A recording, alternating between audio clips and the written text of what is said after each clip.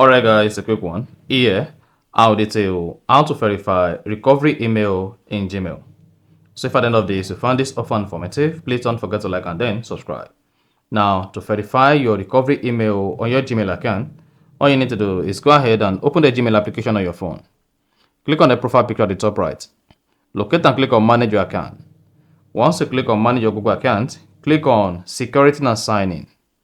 Now, scroll down Security and Sign In until you get to your recovery email. Then, go ahead and click on Recovery Email. And hang on, you may be prompted to type in your Google account password, that is your Gmail password, or verify your phone PIN. After that, you'll be taken to where to edit or verify your recovery email.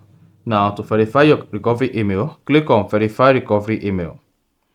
Then click on Send Verify Code. Then should say Verification Code Sent. Now go ahead and type in the verification code. After that, click on Verify. Now it should say Recovery Email Verified, and then you are good. So that's exactly how to verify recovery email in Gmail.